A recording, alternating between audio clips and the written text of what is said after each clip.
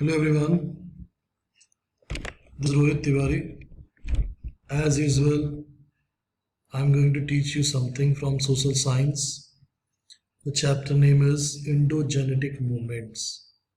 Yesterday we discussed something in this chapter. Let's see rest of the part of it. So yesterday we have discussed about Nepal earthquake which came in 2015, 25th of April. Nepal was devastated, too much loss of property and lives. So अब ये earthquake क्यों होता है? Richter scale पे इसकी जो intensity थी वो 7.9 थी, 1140 पे 6.6, 12, 19 पे थी. एपिक सेंटर इसका लॉन्गजन था नेपाल में, 11 किलोमीटर तक की डेप्थ थी इसकी, फोकस जो था इसका. 17 more shocks after two big tremor, दो बड़े शॉक आते हैं during the ranging from 30 second to 2 minute. 30 second से 2 मिनट के दो बड़े शॉक आते हैं, उसमें 17 और छोटे छोटे शॉक्स होते हैं. इंडिया, बांग्लादेश, पाकिस्तान एक्सपीरियंस किया गया इसका जो वाइब्रेशन आया था. 22 states in India feel this vibration. तो इतना तो हमने समझा कि अर्थक्वेक आने से लॉस होता है, लेकिन अर्थक्वेक आता कैसे है?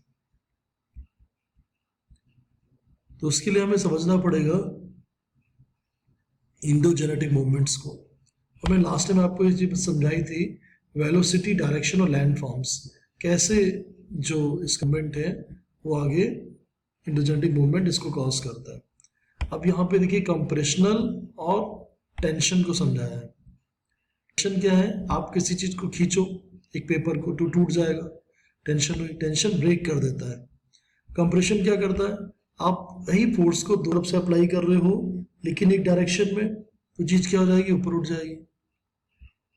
अब यहाँ पे बात कर रहे हैं कंप्रेशन की वजह से फोल्डिंग हो रही है और टेंशन की वजह से फॉल्टिंग हो रही है. अब ये फोल्डिंग फॉल्टिंग क्या है? तो इसको समझने के लिए थोड़ा सा मुझे आपको कहीं और लेके चलना पड़ेगा, कहीं और का मतलब आसी पास. अब ये देखिए 3 डायग्राम दिख रहे हैं मुझे. इसको बोलते हैं कन्वर्जेंट बाउंड्री, इसको बोलते हैं डाइवर्जेंट बाउंड्री, बोलते हैं ट्रांसफॉर्म बाउंड्री. अब कन्वर्जिंग मूवमेंट क्या है?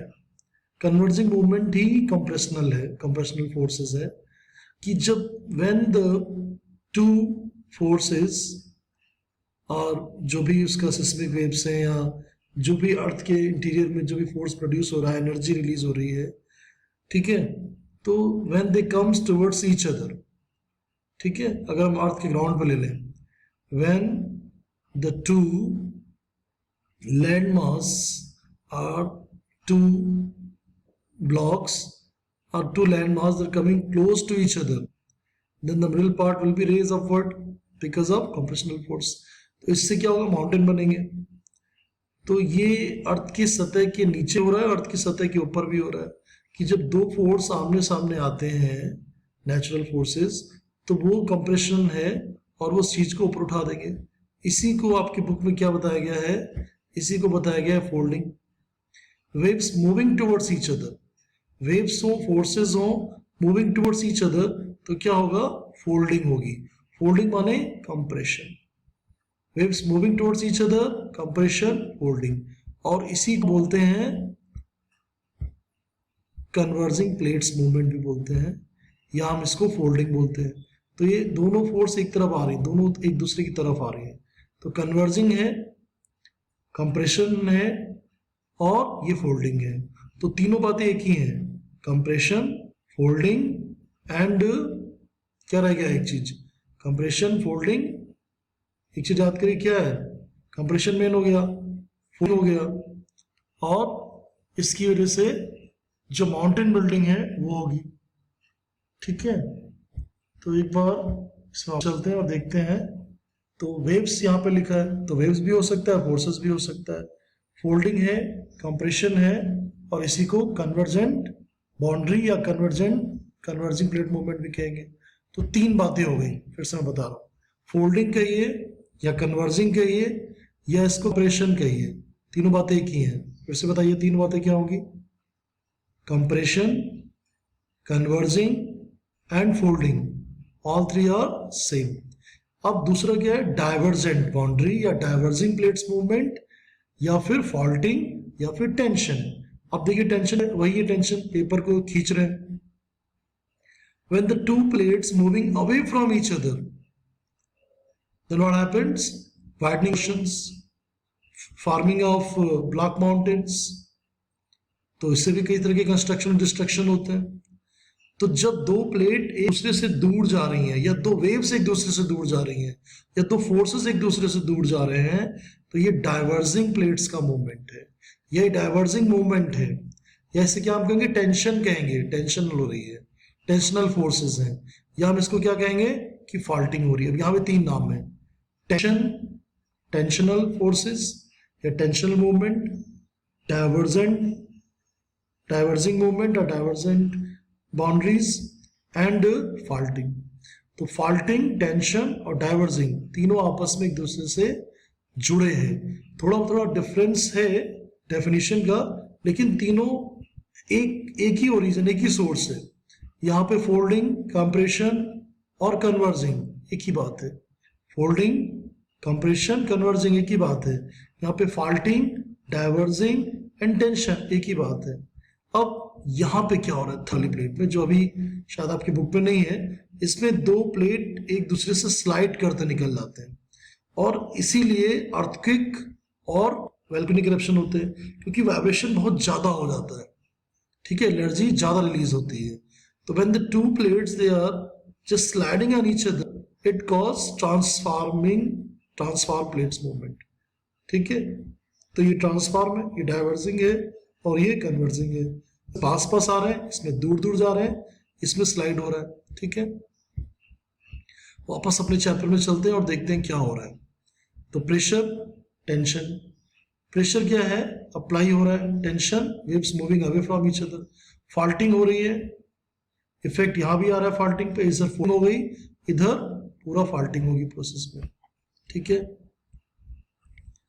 तो फोल्ड माउंटेन्स, वही मैंने देखिए अभी आपको बताया। फोल्ड माउंटेन कैसे बनेंगे? When the two plates are coming towards each other, the middle portion will raise upward हो जाएगा। Energy is transformed here of the earth because of this energy, waves and pressure working towards each other, and in the horizontal direction, the layers of the soft rocks from the fold. If the pressure is very high, large-scale folds are formed, and their complexity increases. As a result, the surface of the earth gets uplifted, and the fold mountains are formed, like Himalayas, Aravallis, Rockies, Andes, Alps. तो सीधी सी बात है कि जब दो plate दूसरे के तरफ आती हैं, सामने आती हैं, तो जो मिडिल पोर्शन है वो रेज हो जाएगा या कहो अपलिफ्ट हो जाएगा। तो हमारा हिमालय ऐसे ही बना जब इंडियन ऑस्ट्रेलियन प्लेट और एशियन प्लेट दोनों आमने सामने कन्वर्जिंग किए, माने एक दूसरे की तरफ है। तो जो टेथिस ओशन के अंदर, टेथिस सी के अंदर जो भी सेडिमेंट्स थे वो एक्यूमुलेट होकर ऊपर की तरफ आ गए, फिर वो धीरे धीरे सॉलिडिफाइड हो गए, माने ठंडे पड़ गए समय के साथ साथ, और फिर वही हिमालय बन गया। तो हिमालय कैसे बना? हिमालय बना दो प्लेट के मूवमेंट की वजह से, जो कि एक फोल्डिंग प्रोसेस था, यानी कन्वर्जिंग प्लेट्स का मूवमेंट था, Indo Australian plate and Eurasian plate. When they come towards each other, the middle portion of Tethys sea accumulated sediments uplifted and solidified and became and took the form of Himalaya today. तो ये तो हो गया folding, ठीक है, यानी compression, यानी converging, यानी फोल्डिंग। तो फोल्डिंग, कन्वर्जिंग, कंप्रेशन क्या बनते हैं? इससे माउंटेन बनते हैं। कौन कौन से बन चुके हैं अभी तक? Himalaya, Aravalli, Rocky, Andes, Alps, बहुत सारे एग्जाम्पल है। अब ये देखिए कुछ पिक्चर्स डाले में से Himalaya, the adjacent areas, folded part of mountain. अब अगला टॉपिक है ब्लॉक माउंटेन। अब ब्लॉक माउंटेन बन रहे हैं हमारे फॉल्टिंग से बन रहे हैं, because internal movement, horizontal waves moving away from each other, plates they are moving away from each other, या away from each other. Waves से तो प्लेट्स भी मूव करेंगी। This cause tension on the layers of the rocks, this lead to the formation of fractures in the rocks. These are known as fault. Similarly, waves coming towards each other in hot rocks also form fault due to compression. When a part of earth crust in between two parallel fault is lifted, it looks like a block. अब यहाँ पे क्या हुआ? पहले tension हुआ, प्लेटें दोनों एक दूसरे से दूर जा रही हैं और उस फॉल्ट की वजह से कंप्रेशन भी थोड़ा हुआ और जो पोर्शन ऊपर उठ गया effect of tension block mountain बन जाता है। तो इस पूरी कहानी में प्लेट्स एक दूसरे से दूर जा रही हैं, टेंशन हो रही है और फिर फॉल्टिंग होगी तो हमारे ब्लॉक माउंटेन बनेंगे। ब्लॉक माउंटेन कौन कौन से हैं? एग्जांपल्स हैं ब्लैक फॉरेस्ट माउंटेन यूरोप में, मेघालय प्लाटो इंडिया में, ये सब इसी से बने। तो ये आज के लिए फोल्ड माउंटेन, ब्लॉक माउंटेन पे हम लोग रोकते हैं। इसको थोड़ा और स्टडी करिए। जो मेन 3 बातें हैं, कंप्रेशन यानी वेव्स का पास पास आना, टेंशन यानी वेव्स का दूर दूर जाना, टेंशन से ही फॉल्टिंग होगी, ठीक है, और वही माने डाइवर्जिंग होगी, डाइवर्जिंग प्लेट्स का मूवमेंट होगा। यहाँ पे वेव्स कंप्रेशन से फोल्डिंग होगी और कन्वर्जिंग प्लेट्स का होगा मूवमेंट, ठीक है। नेक्स्ट टाइम हम लोग थोड़ा और डिटेल में जाएंगे और ट्रांसफॉर्म प्लेट्स को भी समझेंगे जिसकी वजह से अर्थक्वेक और वोल्केनिक इरप्शंस होते हैं। Thank you so much for listening my lecture. Have a nice day.